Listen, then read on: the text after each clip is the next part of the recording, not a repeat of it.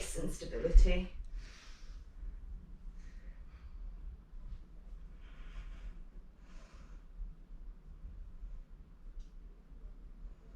And dropping that left forearm down to the right, the left thigh, and drawing that right arm up and overhead. So really focusing on the, yes, perfect, bicep over ear.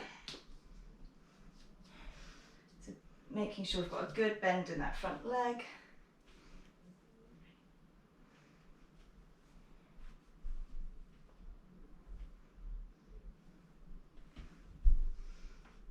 And then framing the front foot with both palms, stepping back into your high plank, exhaling, coming down to the knees, down to the mat, inhaling, coming up for cobra, and exhaling, coming back into child's pose this time. So toes together, knees nice and wide, and dropping the forehead to the mat. This again, feeling all the energy you've just worked up there. They're pretty energizing poses. And just feeling the sensations that they bring.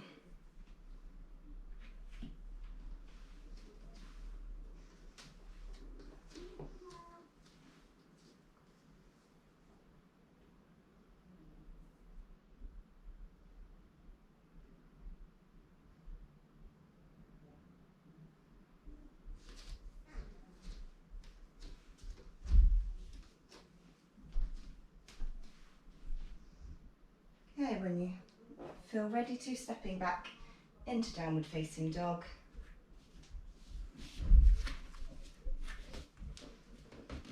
Perfect. Lifting up onto the toes, bending the knees, looking forward, and stepping to the front of the little mat.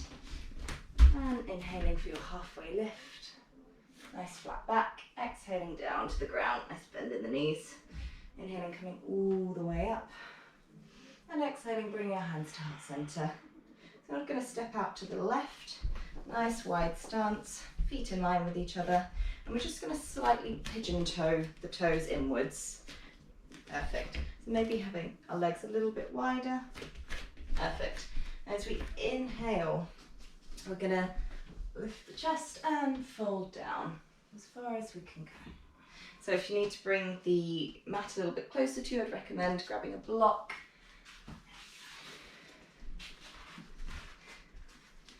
And a strange sensation can feel in this pose, just moving our weight a little bit further towards the toes, or as if we feel as if we're going to be slightly off balance at the front.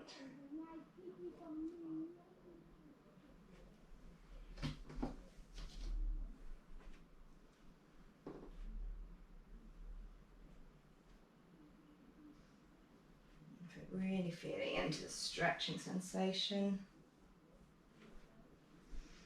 And inhaling, lifting slowly up. Perfect. Then on our next inhale, we'll grab fingers, interlace and behind our back, lift up through the chest, and then we'll fold forward. Maybe the option of lifting the hands up further towards the head, or maybe the option of keeping them towards the sacrum. Choice is yours.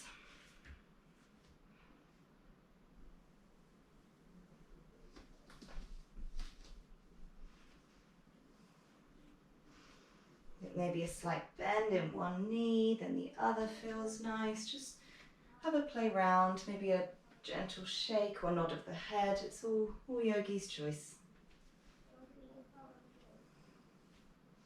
Perfect. And then as your next inhale, very slowly bring your body up. Bring your hands to heart center. And then we're going to step up. So you might take a few, might take one, whichever, to the front of our mat. Lovely. Okay, so just taking a few inhales and exhales here, coming back to your breath.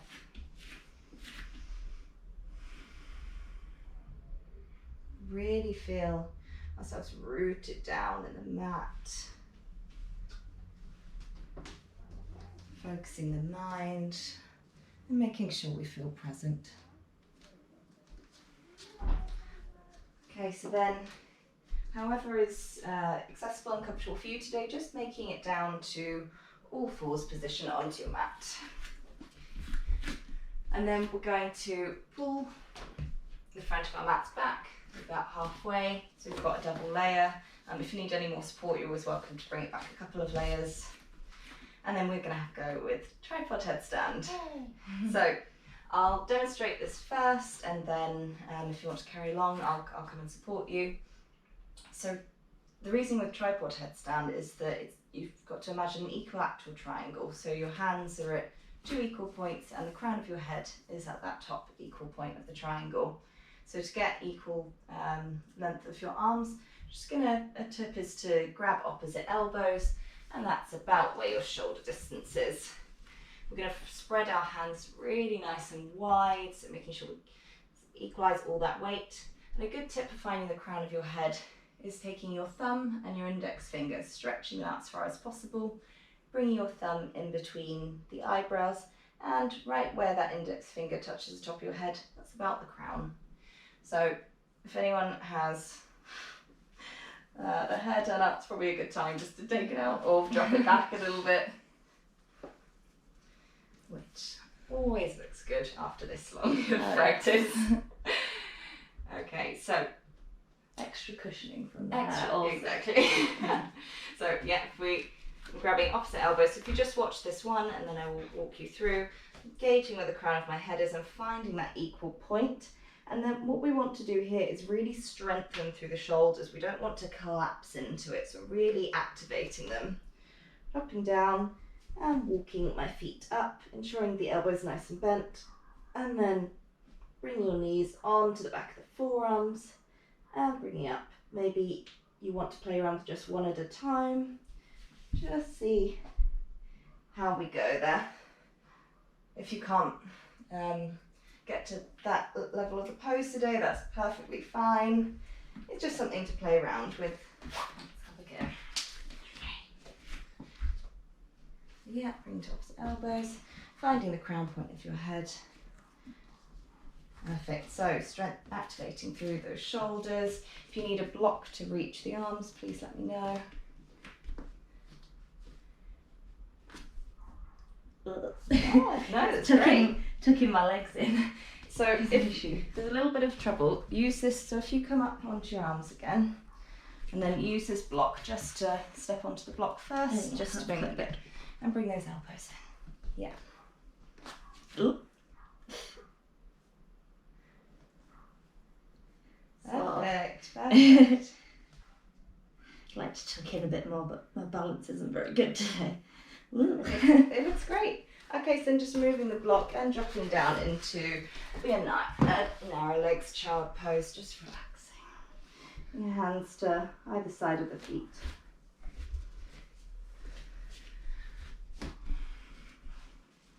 Hands. Yeah, hands to either side of the feet, and bring the knees in together. If that's comfortable to do so, if wide leg is far more comfortable, please feel free to use that as an option.